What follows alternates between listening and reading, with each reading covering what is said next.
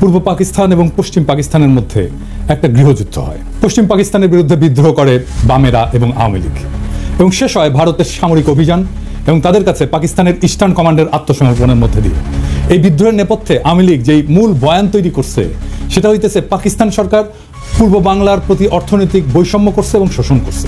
এই বয়ানের মূল বক্তব্য হচ্ছে তারা বলতে চায় পূর্ব পাকিস্তান পাকিস্তানের মেজরিটি প্রদেশ, এখানে দেশের 56% জনগণ বাস করে, অথচ পাকিস্তান সরকারের রাজস্বের সিংহভাগ পশ্চিম পাকিস্তানে ব্যয় করে। সেই টাকার অধিকাংশ আসে পূর্ব পাকিস্তান থেকে। পূর্ব পাকিস্তানের কামানো এই টাকা দিয়ে পশ্চিম পাকিস্তানের শাসক গোষ্ঠী নিজেদের এলাকার ব্যাপক উন্নয়ন করে। রাজস্ব খাত, উন্নয়ন খাত, আমদানি, বৈদেশিক সাহায্য ইত্যাদিতে পশ্চিম পাকিস্তানে ব্যয় করা হতো 75 থেকে 80 ভাগ, আর পূর্ব পাকিস্তানের ভাগে পড়তো মাত্র 20 থেকে 25 ভাগ।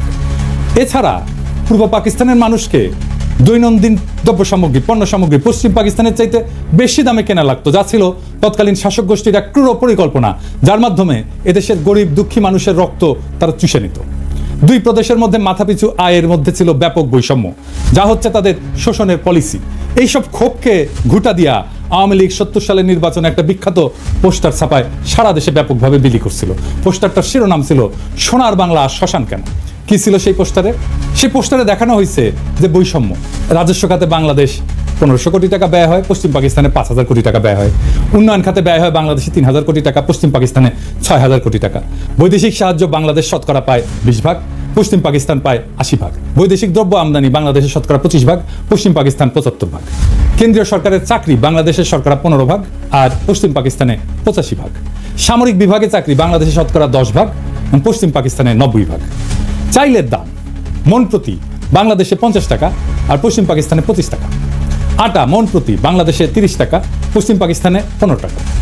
সরষের তেল বাংলাদেশে 5 টাকা, পশ্চিম পাকিস্তানে 2.5 টাকা। সোনার প্রতি ভরি বাংলাদেশে 170 টাকা, পশ্চিম পাকিস্তানে 135 টাকা। কি নিদারুণ বৈষম্য, তাই না? আসেন এটা আমরা খুলে দেখবো, এটা আমরা বুঝে দেখবো।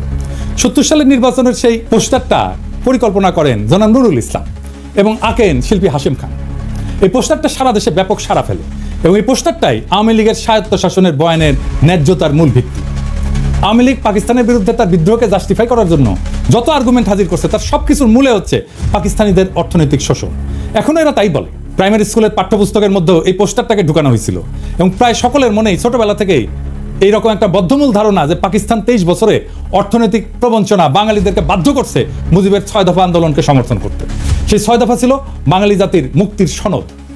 6 দফার ভিতরে 3টা দফাই ছিল পাকিস্তান থেকে পূর্ব বাংলাকে অর্থনৈতিকভাবে বিচ্ছিন্ন করার দফা। 70-এর নির্বাচনে নিরঙ্কুশ সংখ্যাগরিষ্ঠতা অর্জন করে আওয়ামী লীগ এবং তার ফলশ্রুতি সবার জানা। 60-এর দশকের শেষ দিকে পূর্ব বাংলার পত্রপত্রিকা ঘাটলেও এই অর্থনৈতিক শোষণ এবং বৈষম্যের বয়ানটাই মূল থিম হিসেবে লক্ষ্য করা যায়। যে কোনো বাংলাদেশিকে যদি আজকে জিজ্ঞেস করা হয় যে পাকিস্তানের বিরুদ্ধে বিদ্রোহ করার প্রধান যৌক্তিকতা কি, সে উত্তর দেয় পাকিস্তানিদের অর্থনৈতিক শোষণ। এর মানে আওয়ামী লীগের তৈরি করা বয়ান একদম শেকড় গেড়ে বসছে দেশের বুকে। কারণ আওয়ামী লীগ যে ভুয়া অর্থনৈতিক বয়ান তৈরিতে পারদর্শী তাই প্রজন্মকে চোখে আঙুল দিয়ে দেখা দেওয়া লাগবে না।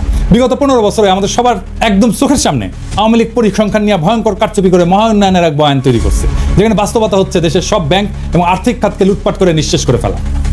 কিছুদিন আগে বাণিজ্য উপদেষ্টা বলছে যে সব মিথ্যা পরিসংখ্যান দেওয়া হতো জিডিপি সহ। এটা এমন না যে এখন বলা হচ্ছে, হাসিনার আমলেও পত্রিকা মিথ্যা পরিসংখ্যান নিয়ে লিখত। জিয়া হাসান একটা বই লিখছিল উন্নয়ন বিভ্রম নামে, কিভাবে মিথ্যা পরিসংখ্যান দিয়ে উন্নয়নের বয়ান তৈরি করা হতো। তাহলে সেই আওয়ামী লীগ 50 বছর আগের ঘটনাকে নিয়ে কি রকম কারচুপি করছে সেটা সহজে অনুমান করা যায়। আমরা অনুমান করব না, আমরা তথ্য দিয়ে দেখব। আমরা আজকে আওয়ামী লীগের এই বয়ানকে তৎকালীন বাস্তবতার আলোকে পরীক্ষা করে দেখব যে এই অভিশপ্ত দলটা সেখানেও কি রকম কারচুপি করছিল। তৎকালীন পাকিস্তানের আর্কাইভ ঘেঁটে আমরা যাবতীয় প্রাসঙ্গিক ডকুমেন্ট জোগাড় করছি এবং বলাই বাহুল্য আওয়ামী লীগ এবং তাদের পোষা অর্থনীতিবিদরা নুরুল ইসলাম, রেহমান সোবহান ভয়াবহ জালিয়াতি করছে এই পোস্টার তৈরি করতে এবং ম্যানিফেস্টো তৈরি করতে। সেই নিয়ে বিস্তারিত আলোচনার আগে এদের আসল চরিত্র এবং এদের উদ্দেশ্য সম্পর্কে একটু আলোকপাত করা দরকার। মেজর ডালিমের একটা বই, যা দেখেছি, যা বুঝেছি, যা করেছি, ওইখান থেকে বলতেছি। ভারতে থাকতে উনি বলতেছেন বিভিন্ন মহলে তখন ভবিষ্যৎ বাংলাদেশের রাষ্ট্রনীতি, অর্থনীতি, প্রশাসন প্রভৃতি বিষয়ে আলোচনার ঝড় বয়ে যাচ্ছে। একদিন এক সামাজিক অনুষ্ঠানে সরকারের এক অর্থনৈতিক উপদেষ্টা বললেন, স্বাধীন বাংলাদেশের ইকোনমিক ভায়াবিলিটি তেমন একটা নাই, মানে এটা অর্থনৈতিকভাবে এটা সফল হবে না। তার এই ধরনের বক্তব্যে অবাক করেছিল অনেককেই। প্রশ্ন করা হয়েছিল, স্বাধীন বাংলাদেশের ইকোনমিক ভায়াবিলিটি যদি নাই থাকে তবে আপনারা 6 দফা প্রণয়ন করে জনগণকে উস্কে দিয়েছিলেন কেন? কেন বলেছিলেন পাকিস্তানের শোষণের হাত থেকে পূর্ব পাকিস্তানকে স্বাধীন করতে পারলেই সোনার বাংলা কায়েম হবে? তাহলে কি আপনাদের এই সমস্ত প্রচারণা ছিল মিথ্যে, জনগণকে ধোঁকা দিয়ে পাকিস্তানকে শুধুমাত্র দ্বিখণ্ডিত করার এক কূটকৌশল মাত্র? এই সমস্ত মৌলিক প্রশ্নের জবাব উক্ত বিশারদ সেদিন দিতে পারেননি। অত্যন্ত বিব্রতকর অবস্থায় কেটে পড়ে নিজেকে বাঁচিয়েছিলেন বিড়ম্বনার হাত থেকে। ঠিক একইভাবে আরেকদিন এক ঘরোয়া পরিবেশে কিছু বাঙালি জনাব দীপি ধরকে ভবিষ্যৎ স্বাধীন বাংলাদেশের অর্থনীতি শিল্পনীতি কি ধরনের হওয়া উচিত জানতে চাইলে তিনি জবাব দিয়েছিলেন ইংরেজিতে। কিন্তু বাংলায় এটা বোঝা যায় যে তোমাদের এসব নিয়ে কথাবার্তা বলার দরকার নাই, তুমি শুধু ফসল ফলাও, ধান ফলাও, বাকিগুলো আমরা দেখব। এই ধরনের কথা থেকে পরিষ্কার বোঝা যায় যে বাংলাদেশকে ভারতের অর্থনৈতিক বাজার এবং পশ্চাৎভূমিতে পরিণত করার ষড়যন্ত্র ছিল ভারতীয় আধিপত্যবাদী নীল নকশার অন্তর্ভুক্ত। শুধু কি তাই, বাংলাদেশের অর্থনীতিকে সম্পূর্ণভাবে বাংলাদেশের উপরে ভারতীয় নিয়ন্ত্রণ নিশ্চিত করার খায়েশটাও পরিষ্কারভাবে ধরা পড়েছিল জনাব ধরের বক্তব্যে। এই হচ্ছে বাঙালির মুক্তির সনদ প্রণেতাদের দৃষ্টিভঙ্গি, যারা নিজেরাই স্বাধীন বাংলাদেশে বিশ্বাস করত না, যারা সর্বদা ভারতকেই তাদের তীর্থভূমি হিসেবে কল্পনা করেছে আজীবন। গোলাম আজমের বই জীবনে যা দেখলাম, এখান থেকে একটা অংশ আমি পড়ে শোনাই। উনি 69 সালে আইয়ুব খানের সাথে সমস্ত রাজনৈতিক দলের গোলটেবিল বৈঠকে অংশ নেওয়ার পর পশ্চিম পাকিস্তান থেকে পূর্ব পাকিস্তানে ফিরতেছিলেন। তখন প্লেনে এক ব্যক্তির সাথে ওনার কথা হয়। একজন 6 দফা প্রণেতার দাবি গোলটেবিল বৈঠক ব্যর্থ পরিণতির পর থেকে করাচি থেকে ঢাকা ফিরে আসার পথে বিমানে এক ভদ্রলোকের অত্যন্ত আগ্রহ উৎসাহ নিয়ে আমার সাথে হাত মিলালেন। আমি তাকে চিনলাম না। আমার পাশের আসনে বসা ভদ্রলোক অনুরোধ করে তার আসনে নিয়ে বসালেন এবং তিনি এসে আমার পাশে বসলেন। আমি বিস্মিত হয়ে তার পরিচয় জানতে চাইলাম। ধারণা করেছিলাম আদর্শিক দিক থেকে নিকটবর্তী হবেন, তাই আমার সাথে ঘনিষ্ঠ আলাপ করতে চান। অচিরেই টের পেলাম যে তিনি সম্পূর্ণ বিরোধী ক্যাম্পের লোক। গোলটেবিল বৈঠক ব্যর্থ হওয়ার পরে যারা বিজয়ীর গৌরব বোধ করছেন তিনি তাদেরই একজন। পরাজিত প্রতিপক্ষের একজন প্রতিনিধিকে পেয়ে তিনি বিজয় উৎসবের অংশ হিসেবে ভ্রান্ত পথ ত্যাগ করার উপদেশ দিতে চেয়েছেন। পরিচয় নিয়ে জানলাম তিনি একজন সিএসপি উচ্চ কর্মকর্তা, ইসলামাবাদে কর্মরত আছেন, ছুটিতে দেশের বাড়িতে যাচ্ছেন। নাম ডক্টর আব্দুস সাত্তার। আমাকে তিনি খুব ভালো করেই চিনেন বলে জানলেন। যারা রাজনীতি করেন তারা লেখাপড়ার চর্চা কমই করেন, আমি এর ব্যতিক্রম বলে আমাকে শ্রদ্ধা করেন বলে উল্লেখ করলেন। আমার সাথে আলোচনার সুযোগ পেয়ে তিনি খুবই খুশি হয়েছেন বলেও জানিয়েছিলেন। এভাবে কতক সৌজন্যমূলক কথা বলে তিনি বক্তব্য শুরু করলেন। আপনারা 6 দফাকে সঠিকভাবে বিবেচনা করলেন না, এটাকে শেখ মুজিবের হঠকারী রাজনৈতিক প্রস্তাব মনে করে হয়তো এটার যথার্থ মূল্যায়ন করতে পারেননি। এটা শেখ মুজিবের মাধ্যমে পেশ করা হয়েছে বটে, কিন্তু এর প্রণেতা 18 জন পিএইচডি, এর মধ্যে বিভিন্ন বিশ্ববিদ্যালয়ের প্রফেসর এবং সরকারি বেসরকারি উচ্চপদস্থ ব্যক্তিত্ব রয়েছেন। এটা অত্যন্ত সুচিন্তিত এবং সুপরিকল্পিত ফর্মুলা, যা 8 কোটি বাঙালির ভাগ্যের দ্রুত পরিবর্তন করবে। আমি জিজ্ঞেস করলাম, ওই 18 জন পিএইচডির মধ্যে আপনি নিশ্চয়ই অন্যতম? তিনি জোশের সাথে দাবি করলেন যে তিনিও এই সংগঠকদের একজন। আমি জানতে চাইলাম, এই 18 জনের সবাই কি বাঙালি? তিনি আরো উৎসাহের সাথে বললেন যে তারা সবাই বাঙালি জাতীয়তার বিশ্বাসী। আমি জিজ্ঞেস করলাম যে আপনারা নিশ্চয়ই সুদূর প্রসারী পরিকল্পনার ভিত্তিতে এই 6 দফা প্রণয়ন করেছেন। উক্ত পরিকল্পনায় কি পূর্ব এবং পশ্চিম পাকিস্তানকে একটা রাষ্ট্র হিসেবে গড়ে তোলার চিন্তা রয়েছে? তিনি খুবই খোলা মনে জবাব দিলেন, আপনারা জনগণের ময়দানে কাজ করেন, আমরা তাদের সাথে কাজ করছি যারা দেশ চালাচ্ছে। পাঞ্জাবিরা আমাদের দাবিয়ে রাখতে চায়, তাদের থেকে আলাদা না হয়ে আমরা উন্নতি করতে পারবো না। আমাদের দু অঞ্চলের মাঝখানে ভারত, এই অবস্থায় এক রাষ্ট্রের অন্তর্ভুক্ত থাকা অস্বাভাবিক। আমি বললাম, আমরা সংখ্যাগরিষ্ঠ, দেশ গণতন্ত্রের পথে এগুচ্ছে, আমরা কেন্দ্র প্রাধান্য বিস্তার করব, আমরা কেন আলাদা হওয়ার কথা চিন্তা করব? তারা আলাদা হতে চাইলে দেখা যাবে। এর জবাবে তিনি এমন কথা বললেন যা শুনে আমি চমকে গেলাম। তিনি বললেন, বাঙালি জাতি হিসাবে আমাদেরকে চিন্তা করতে হবে 47 সালে বাঙালি জাতিকে বিভক্ত করায় আমরা জাতি হিসেবে দুর্বল হয়ে গেছি। বাঙালি জাতি ঐক্যবদ্ধ হলে গোটা উপমহাদেশে আমরা বিশাল মর্যাদার অধিকারী হতে পারবো। আমি জানতে চাইলাম, পশ্চিমবঙ্গের বাঙালিরা কি ভারত থেকে আলাদা হয়ে আমাদের সাথে মিলে আলাদা রাষ্ট্রে অন্তর্ভুক্ত হতে রাজি হবে? তিনি আস্থার সাথে বললেন, আলবৎ তারা প্রস্তুত হবে। তারা কলকাতাকে রাজধানী করতে চাইবে। বঙ্গদেশ বিভক্ত না হলে তো আমাদের পূর্ব পাকিস্তানের রাজধানী কলকাতাতেই থাকতো। ব্রিটিশ আমলেও কলকাতা বহু বছর ব্রিটিশ ভারতের রাজধানী ছিল। এখানে লক্ষণীয় যে উক্ত ব্যক্তি খালি 6 দফাতেই সন্তুষ্ট নন, উনি প্রত্যক্ষভাবে বাংলার সাথে যোগ দেওয়ার জন্য উদ্গ্রীব এবং সেই জন্য পূর্ব বাংলার রাজধানী ঢাকা থেকে কলকাতাতে সরাই দিতেও প্রস্তুত। ক্ষুদিরাম সূর্য সেনের মন্তব্যুক্ত শিষ্য, 47 সালের পার্টিশনের ইতিহাস সম্পর্কে যাদের মিনিমাম পড়াশোনা আছে তাদের জানার কথা, কংগ্রেসের দাবির মুখে লর্ড মাউন্টব্যাটেন মুসলিম সংখ্যাগরিষ্ঠ প্রদেশ পাঞ্জাব এবং বাংলাকে পার্টিশন করার সিদ্ধান্ত নেন, যেটার পুরোটা পাকিস্তানে আসার কথা ছিল। কায়দা আজম জিন্নাহ অনিচ্ছা সত্ত্বেও এই পার্টিশনের সিদ্ধান্তকে মেনে নেন, যেটা ছিল তার স্টেটসম্যানশিপের পরিচয়।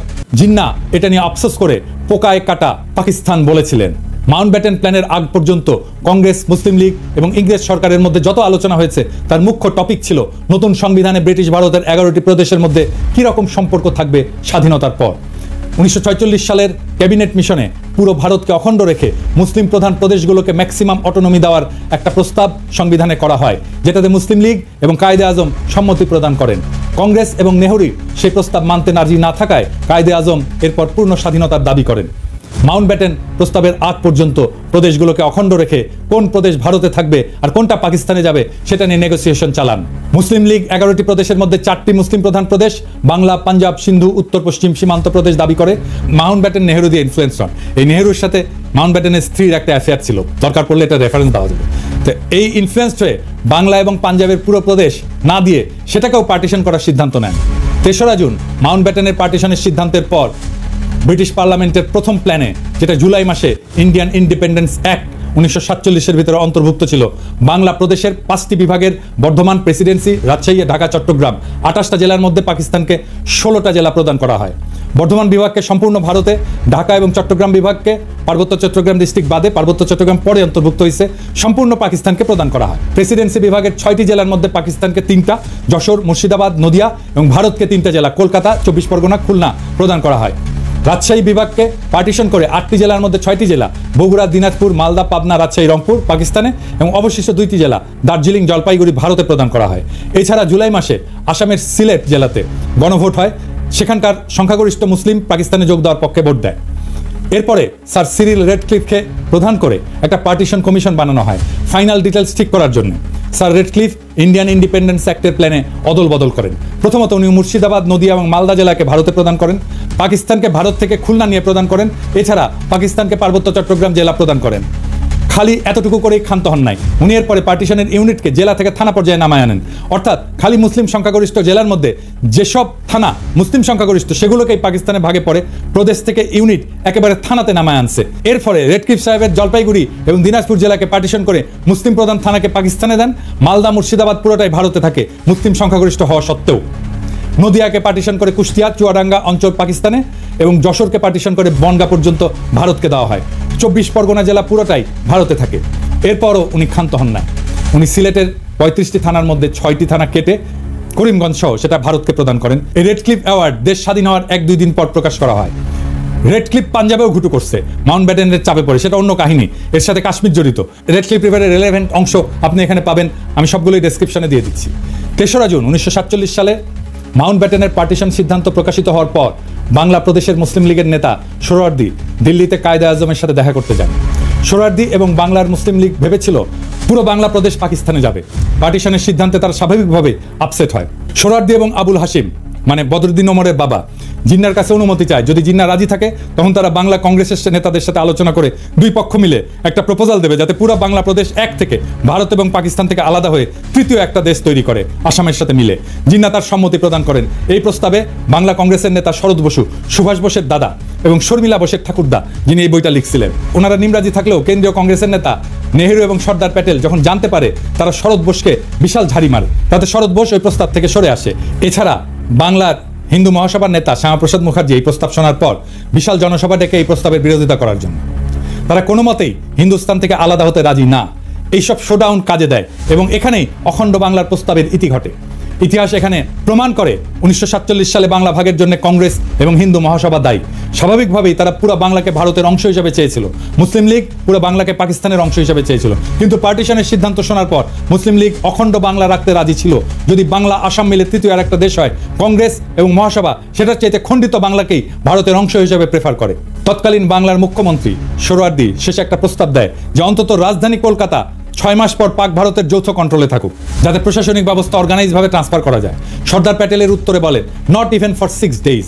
কাজেই পশ্চিম বাংলার হিন্দুরা হিন্দুস্তানের থেকে আলাদা হয়ে পূর্ব বাংলার মুসলিমদের সাথে ইউনিয়ন করে থাকবে, আর ভারতও এটা মেনে নিয়ে বিনা যুদ্ধে এত বড় মেদিনী ছেড়ে দেবে। মানে দুর্যোধন বলছিল মহাভারতের, বিনা যুদ্ধে নাহি দেব সূচক্র মেদিনী, একটা সূচের আগায় যতটুকু ভূমি থাকে ওইটাও যুদ্ধ ছাড়া দেব না, ওটাই ভারতের পলিসি। তাই এটা একটা আকাশ কুসুম কল্পনা। আওয়ামী লীগের নেতাদের এসব ইতিহাস খুব ভালো করে জানার কথা, কারণ তারা মুসলিম লীগের কর্মী ছিল 47 সালে। এরপর এইসব 6 দফা প্রণেতারা মানুষকে মূলা দেখাইছে যে তারা পশ্চিম বাংলার সাথে ইউনিয়ন করবে। এইটা ছিল আওয়ামী লীগের একটা ভয়ঙ্কর প্রতারণা। 1971 সালের 7 দফা চুক্তির ইতিহাস নতুন প্রজন্ম ইতিমধ্যে জেনে ফেলছে। সর্বশেষে এই পোস্টারের প্রণেতা অর্থনীতিবিদ নুরুল ইসলাম যে কত স্থূল একজন ব্যক্তি ছিল তার একটা সামান্য উদাহরণ দিই। 2016 সালে বাংলাদেশ প্রতিদিন পত্রিকায় পোস্টারটার শিল্পী হাশেম খান একটা প্রবন্ধ লেখেন, সেখানে উনি পোস্টার তৈরির ইতিহাস বর্ণনা করেন। সেই প্রবন্ধের একটা অংশ হচ্ছে, কিছুক্ষণের মধ্যে নুরুল ইসলাম ফিরে এসে বললেন, কিছু একটা দাঁড় করাতে পারলেন? আজকে আর বিদ্যুৎ আসবে না। পাকি সরকার পূর্ব পাকিস্তানের অন্ধকারে রাইখা পাকিস্তানের আলোতে ভাসাইয়া দিচ্ছে। সারা রাত শহর বন্দর অলিগলি এমনকি গ্রাম পর্যন্ত বিদ্যুতের বাতি আলো দিতেছে। সামনের ইলেকশনে পশ্চিমাদের গদি থেকে নামাইয়া আওয়ামী লীগরে বসাইতে হবে। নুরুল ইসলাম দাবি করতেছেন পূর্ব পাকিস্তানের লোডশেডিং এর জন্য পশ্চিম পাকিস্তান দায়ী। তারা এখন এখানে বিদ্যুৎ বন্ধ করে নিজেদের এলাকায় বিদ্যুৎ সরবরাহ করতেছিল। কি অদ্ভুত দাবি আর মনস্তত্ত্ব। পূর্ব আর পশ্চিম পাকিস্তানের মধ্যে 1000 মাইল দূরত্ব, মাঝখানে শত্রু দেশ ভারত আর সমুদ্র, দুই অংশে বিদ্যুতের দুইটা গ্রিড। এক গ্রিড থেকে আরেক গ্রিডে পাওয়ার ট্রান্সফার করা অসম্ভব একটা ঘটনা। এক গ্রিডে সারপ্লাস বিদ্যুৎ থাকলেও আর এক গ্রিডের সাথে ট্রান্সফার করার কোনো উপায় নাই। কাজে পূর্ব পাকিস্তানের বিদ্যুৎ বন্ধ কইরা পশ্চিম পাকিস্তানকে আলোর বন্যায় ভাসিয়ে দেওয়ার মতো নির্দান্ত শিশুসুলভ দাবি খুবই হাস্যকর। সে নাকি বাংলাদেশের প্রধান অর্থনীতিবিদ ছিল, সে বাংলাদেশের পরিকল্পনা কমিশনের প্রধান ছিল স্বাধীনতার পরে। এই মক্কেল আবার নাকি হার্ভার্ডের গ্র্যাজুয়েট। হ্যাঁ, আরেকজন মুখ্য চরিত্র যে 6 দফার খসড়া করার ব্যাপারে অন্যতম মুখ্য ভূমিকা রাখছিল, তার নাম রুহুল কুদ্দুস, একজন সিএসপি আমলা, বাংলাদেশ স্বাধীন হওয়ার পর প্রথম ক্যাবিনেট সেক্রেটারি হয়। রুহুল কুদ্দুসের ব্যাপারে শুধু 2টা তথ্য যথেষ্ট তার চরিত্র এবং এজেন্ডা বোঝার জন্য। প্রথমটা হচ্ছে এই 50-এর দশকে একটা দুর্নীতির মামলার বিবরণ, সেখানে আমূল আসামি শেখ মুজিবুর রহমান পূর্ব পাকিস্তানের প্রাদেশিক মন্ত্রী থাকার সময় দুর্নীতির কারণে জেলে সাজাপ্রাপ্ত হন। সেই দুর্নীতি মামলায় মুজিবের সহযোগী ছিল এই রুহুল কুদ্দুস। তার পুরস্কার দিছে, যেহেতু মামলা ফাঁসিছে তার পুরস্কার দিছে সেক্রেটারি বানায়। আরেকটা মামলা হচ্ছে আগরতলা ষড়যন্ত্র মামলা, যেখানে আসামিরা ভারতের প্রত্যক্ষ সাহায্যে পূর্ব পাকিস্তানে বিদ্রোহ সংগঠিত করে বিচ্ছিন্ন হওয়ার পরিকল্পনা করে। সেই মামলার অন্যতম প্রধান আসামি ছিল এই রুহুল কুদ্দুস। আগরতলা মামলার বয়ানে প্রথমে মিথ্যা মামলা বলে প্রচার করা হয়েছিল আমাদের ছোটবেলায় পাঠ্যপুস্তকে। এই মামলাকে মিথ্যা মামলা হিসেবে দেখানো হয়েছিল, কিন্তু 2011 সালে মামলার অন্যতম আসামি কর্নেল শওকত আলী, আওয়ামী লীগের ডেপুটি স্পিকার ছিল, গর্বের সাথে একটা বই লেখে, সত্য মামলা আগরতলা। দেশের অনেক মানুষের কাছে পাকিস্তান থেকে বিচ্ছিন্ন হয়ে আলাদা রাষ্ট্র গঠনের যৌক্তিকতা হচ্ছে 25 এবং 26 মার্চের তারিখে পাকিস্তান আর্মির অপারেশন সার্চলাইট। তাহলে 60-এর দশকে যারা ভারতের সাহায্যে এই সমস্ত বিদ্রোহ পরিকল্পনা করছিল তাদের জাস্টিফিকেশন কি ছিল? পাকিস্তান তো 1971 সালের আগে কোনো গণহত্যা চালায়নি। যদি বলে অর্থনৈতিক বৈষম্য, সেই বেলুন আমরা একটু পরে ফুটা করে দেখা দিচ্ছি। 1965 সালে পাকিস্তান ভারতের সাথে একটা ফুল স্কেল যুদ্ধ হয়। ঠিক তার পরপর কোন ধরনের চরিত্রের মানুষ সেই ভারতের থেকে অস্ত্র এবং টাকার সাহায্য নিয়ে পাকিস্তানের বিরুদ্ধে বিদ্রোহ করার পরিকল্পনা করে? এই ধরনের মানুষেরা পাকিস্তানের তথাকথিত শোষণের বয়ান তৈরি করে জনগণের মধ্যে ফেরি করছে। এখানে প্রফেসর সৈয়দ সাজ্জাদ হোসেনের কিছু অবজারভেশন খুবই গুরুত্বপূর্ণ। ওনার 71-এর স্মৃতি বলে একটা বই আছে। তিনি একাধারে একজন প্রখ্যাত শিক্ষাবিদ, সাহিত্য পণ্ডিত এবং লেখক। বাঙালি মুসলমানের মধ্যে তিনি প্রথম ব্যক্তি যিনি ইংরেজি সাহিত্যে পিএইচডি ডিগ্রি অর্জন করছিলেন। রাজশাহী বিশ্ববিদ্যালয়ের ভিসি ছিলেন। আসল কথা, যারা এই সমস্ত কথা বলে এবং এই জিনিস শুরু হয়েছে 60-এর দশক থেকেই, তারা একটা রাজনৈতিক উদ্দেশ্য হাসিলের মতলবে এই সমস্ত থিওরি আওড়ায়। 1947 সালে বিভক্তি এরা মানতে রাজি নয় এবং এই অঞ্চল স্বাধীন থাকুক এটা তারা চায় না। পাকিস্তান আমলে এরা অনবরত প্রচার করেছে যে আমরা পাঞ্জাবিদের অধীন এবং পাকিস্তান থেকে বেরিয়ে এলে সত্যিকার অর্থে স্বাধীন হতে পারবো। আবার এখন বলছে 1971 সালে যে স্বাধীনতা অর্জিত হয় তার কোনো মূল্য নাই, ওপার বাংলার সাথে মিলে গেলেই নাকি আমরা সত্যি মুক্ত হবে। 1971 সালে ভারতের সাথে মিলিত হওয়ার কথা প্রকাশ্যভাবে বলা হতো না, কারণ ও কথা বললে এদেশের জনসমাজ সাড়া দিত না। তাই তখন বলা হচ্ছিল ভারত আমাদের প্রকৃত বন্ধু, ভারতের সৈন্য এসে আমাদের রক্ষা করবে। ভারতে বাঙালি, পাঞ্জাবি, মারাঠি, তামিল, শিখ, পার্সি বিভিন্ন জাতি এবং ভাষাভাষী লোকেরা এক রাষ্ট্র গঠন করে বসবাস করতে পারে, তার মধ্যে কোনো অসঙ্গতি লক্ষ্য হয়নি। কিন্তু পাকিস্তানে পাঞ্জাবি, পাঠান, সিন্ধি এবং বাঙালি এক রাষ্ট্র গঠন করে এমন একটা কর্ম করেছিল যা শুধু হাস্যকরই না, রীতিমতো অ্যাবসার্ড এবং অযৌক্তিক। এই যুক্তিটি চিরকালই আমার কাছে অদ্ভুত থেকেছে। ভারতের প্রধান ধর্ম হচ্ছে হিন্দুত্ব। উত্তর ভারতের ব্রাহ্মণ এবং রাজপুতের সঙ্গে পশ্চিম ভারতের মারাঠা এবং দক্ষিণ ভারতের দ্রাবিড় সম্প্রদায়গুলির মধ্যে ধর্মীয় বন্ধন ছাড়া আর কোনো বন্ধন নাই। এই ধর্ম ইসলামের মতো ধর্ম নয়। উত্তর ভারতের ধর্মীয় আচরণের সঙ্গে দক্ষিণ ভারতের ধর্মীয় আচরণের প্রভেদ অনেক। মুসলমান বলতে আমরা যেমন বুঝতে পারি যে ব্যক্তি এক আল্লাহ এবং রসুলে বিশ্বাস করে, সেরকম কোনো সর্বগ্রাহ্য বিশ্বাস হিন্দুদের মধ্যে নেই। তবু অহর্নিশ আমাদের বলা হয়েছে যে কায়েদে আজম মোহাম্মদ আলী জিন্নাহ আমাদের ইচ্ছার বিরুদ্ধেই নাকি পূর্বাঞ্চলকে পাকিস্তানের সাথে যুক্ত করেছিলেন। এই যে লাখ লাখ লোক যারা আমরা পাকিস্তান আন্দোলনে শরিক হয়েছিলাম, আইনসভার সদস্য যারা 47 সালে ভোট দিয়ে পাকিস্তানে যোগ দিয়েছিলাম, এরা যেন রাতারাতি হয়ে গেলেন দেশদ্রোহী এবং সমাজদ্রোহী। বর্তমানেও বাঙ্গু সুশীল, প্রগতিশীল, প্রথম আলো, মতি, ডেইলি স্টারের মাহফুজ এবং তাদের কলামবর্গ যেমন আলী ইমাম মজুমদার ভারতের কোনো কোনো প্রদেশের বিচ্ছিন্নতার কথাও শুনলে তেলে বেগুনে জ্বলে ওঠে। তারাই আবার পাকিস্তানের প্রদেশগুলোর ইউনিয়নের মধ্যে কন্ট্রাডিকশন খুঁজে পায়। আবার আসা যায় অর্থনৈতিক বৈষম্য এবং আওয়ামী লীগের তৈরি বয়ান নিয়ে। এই প্রসঙ্গে ডক্টর সাজ্জাদ হোসেন লিখছেন যে যখন আওয়ামী লীগ এরকম প্রচারণা চালাচ্ছিল যে পশ্চিম পাকিস্তানের পূর্ব পাকিস্তানের বৈষম্য করা হয়, এই যে সোনার বাংলা শ্মশান কেন, এরকম একটা পোস্টার ছাপে, তাহলে পাকিস্তানের তরফ থেকে কেন এইটার প্রতিবাদ জানানো হয়নি বা প্রশ্নটা পরিষ্কার করা হয়নি? এর উত্তর দিছিল পশ্চিম পাকিস্তানের একজন আমলা যে এটা আমরা তৈরি করছিলাম, কিন্তু এইটা আমরা প্রকাশ করতে গেলে একজন বাঙালি অফিসার বলছিল এটা দিলে পূর্ব পাকিস্তানের লোকেরা আরো বিলা হয়ে যাবে, সেই জন্যে তাই নাকি এটা করতে দেওয়া হয়নি, বাধা দিছিল।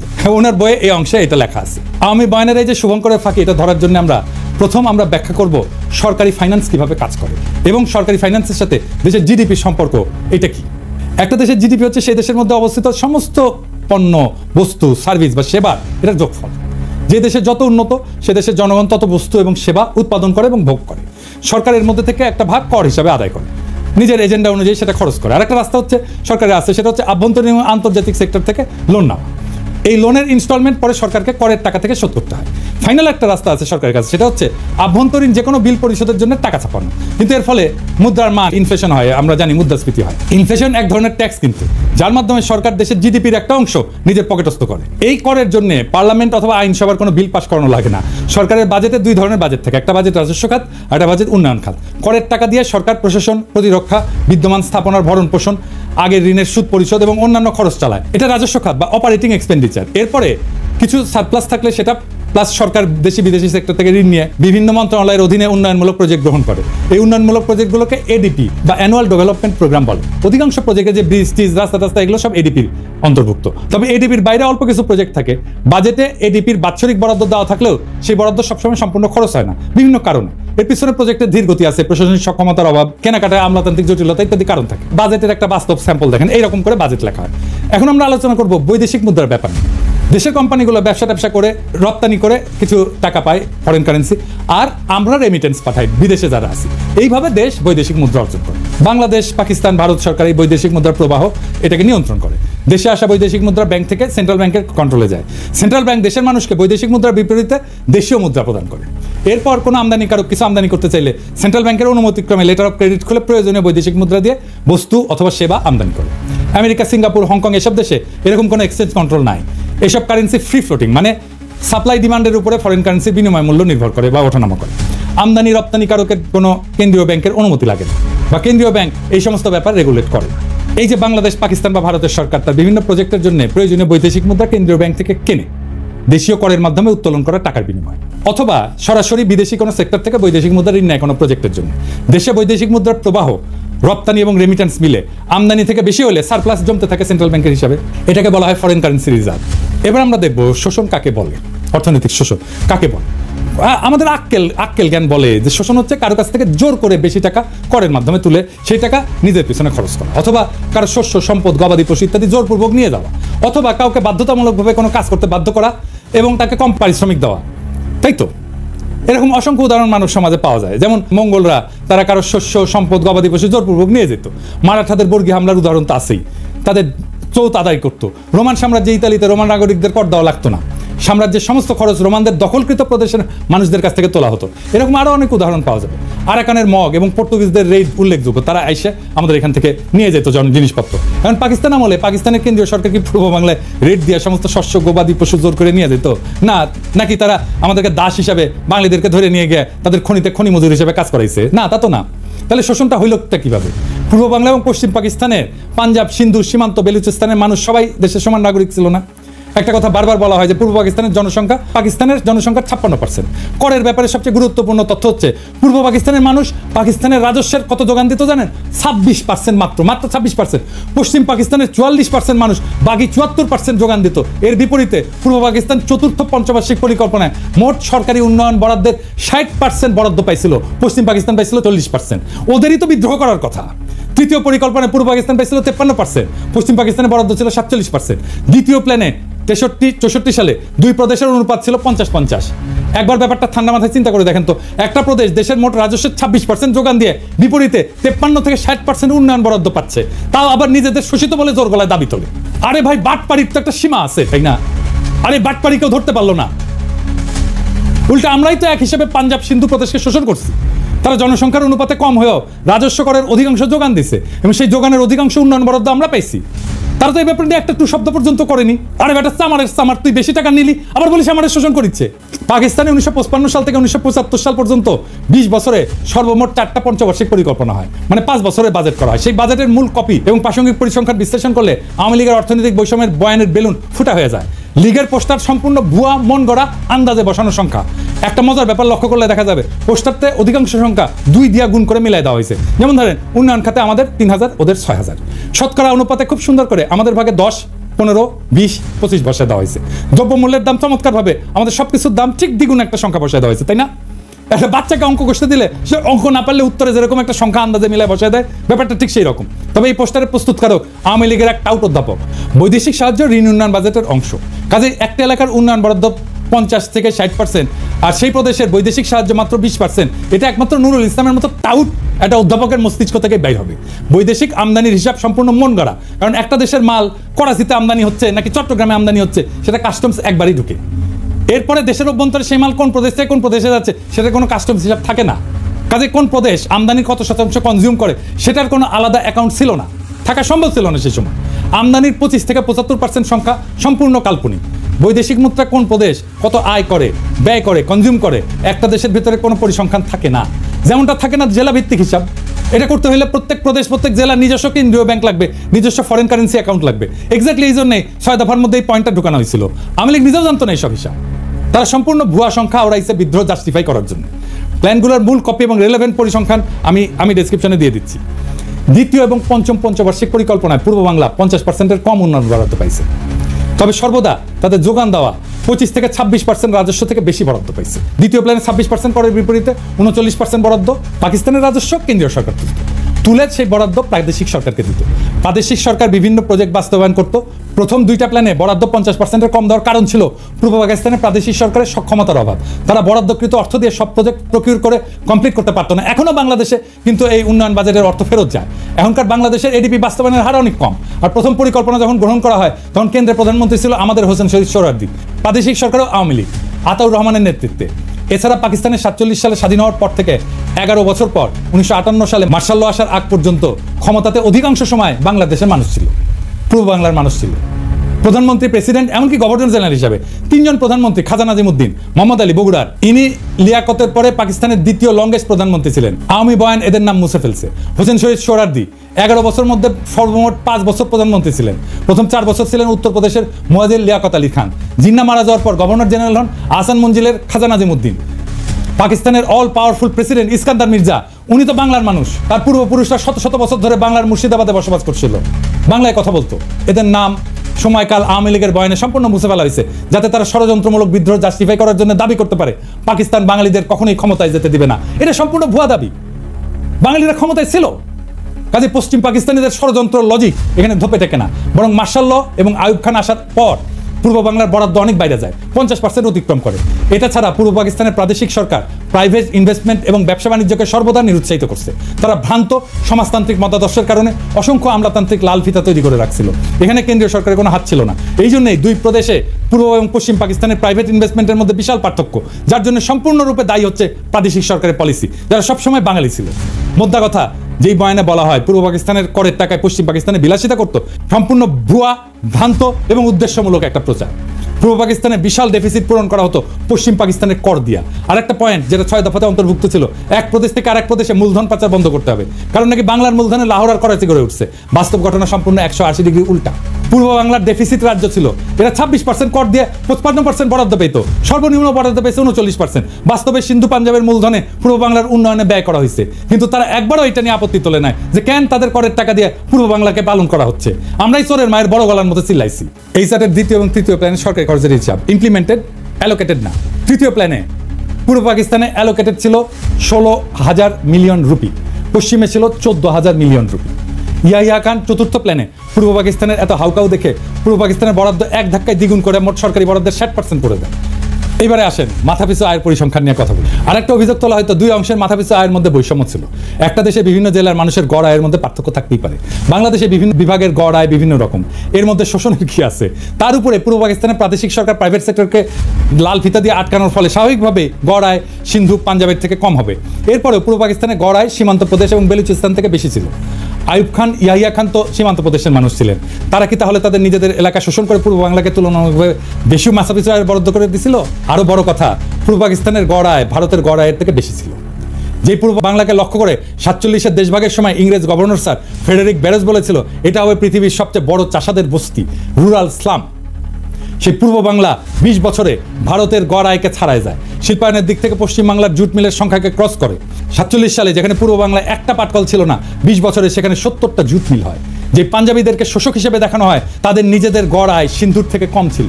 তাহলে কি বাঙ্গুলজিকে সিন্ধুই পাঞ্জাবিদেরকে শোষণ করতেছিল? এসব শুনলে তো ঘোড়াও হাসবে। ভারত এবং যুক্তরাষ্ট্র বিভিন্ন রাজ্যে মাথাপিছু আয় বিভিন্ন রকম। ভারতের মহারাষ্ট্রের সাথে পশ্চিমবঙ্গের বিশাল পার্থক্য। পাঙ্গু সুশীলরা ভারতের কোন উদাহরণকে কি শোষণ বলবে? মাইকেল মধুসূদন দত্ত একটা প্রশ্ন লিখছিল, একেই কি বলে সভ্যতা? বেঁচে থেকে এই সমস্ত ঘটনার ডিটেলস জানলে লিখতেন, একেই কি বলে শোষণ? ভারতের গড় আয় নানা প্রদেশে নানা রকম। একই কথা বলা হয় বিভিন্ন প্রদেশের মধ্যে বিভিন্ন গ্রোথ রেটের পার্থক্য।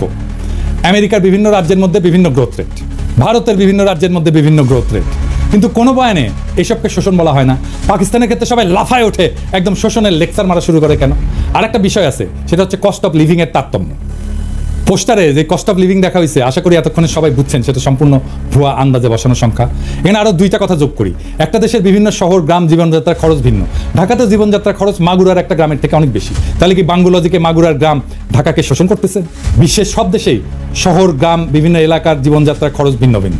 উন্নত শহরে খরচ বেশি হয়, যেমন নিউ ইয়র্ক সিটিতে খরচ অত্যন্ত ব্যয়বহুল, সেখানে ওহিওর একটা ছোট শহরে সে খরচ অনেক কম। তাহলে কি সবাই নিউ ইয়র্ক সিটিকে শোষণ করতেছে? এই হচ্ছে আওয়ামী লীগের তৈরি করা পাকিস্তানের অর্থনৈতিক শোষণের বয়ানের আসল রূপ। এটা দেখাই দেওয়া উচিত ছিল, কিন্তু তার অর্থই না যে আমরা বলবো আমাদের 1971 স্বাধীনতার যুদ্ধ করা ভুল হয়েছে। কিন্তু ভুল তথ্য দিয়া ভুল বুঝায় তো একটা জাতিকে চিরজীবন অন্ধ রাখা যায় না। 25শে মার্চের গণহত্যা একটা টার্নিং পয়েন্ট। ওই অবস্থা কেন কিভাবে তৈরি হয়েছিল সেটা আরেকদিন আলাপ হবে। সেই অন্ধকার ইতিহাস শুনলে আপনি শিউরে উঠবেন যে কি ভয়ানক পরিকল্পনা করে এমন একটা সম্ভাবনার দিকে ঠেলে দেওয়া হয়েছিল একটা পুরো জাতিকে। সেই ইতিহাস আরেকদিন। বাংলাদেশের ইতিহাস শুধু বিজয়ের গল্প না, বরং সত্য আর মিথ্যার একটা দীর্ঘ সংগ্রাম। 1971 সালের মুক্তিযুদ্ধ আমাদের জাতির সত্তার ভিত্তি করে দিচ্ছে, তবে এর প্রত্যেকটা দিক সঠিকভাবে বোঝা জরুরি। পাকিস্তানের শোষণ, বৈষম্যের বয়ান, রাজনৈতিক চক্রান্ত এবং বহির্বিশ্বের ভূমিকা, এসব প্রশ্নের নতুন বিশ্লেষণ দরকার, নতুন বয়ান দরকার, নতুন ইতিহাসবোধ দরকার। যেই জাতি ইতিহাসকে প্রশ্ন করতে শেখে, সে জাতি ভবিষ্যৎকে রচনা করতে পারে। ভুল তথ্যের ভিত্তিতে জাতীয় চেতনার বিকৃতি ঘটে, আর সেখান থেকেই জন্ম নেয় দুর্বল শাসন, দুর্নীতি এবং প্রহসনের উন্নয়নের বয়ান। আজকে বাংলাদেশ যদি সত্যিকার অর্থে স্বাধীনতার চেতনাকে ধারণ করতে চায়, তবে তাকে নিরপেক্ষভাবে অতীতের ঘটনাগুলো পর্যালোচনা করতে হবে। সত্যের অনুসন্ধান শুধু ইতিহাসের প্রয়োজনে নয়, বরং ভবিষ্যতের জন্য অপরিহার্য। জাতি হিসেবে আমাদের দায়িত্ব হলো ইতিহাসের প্রকৃত সত্যকে জানা, যাতে মিথ্যার বুনিয়াদ ভেঙে আমরা একটা উন্নত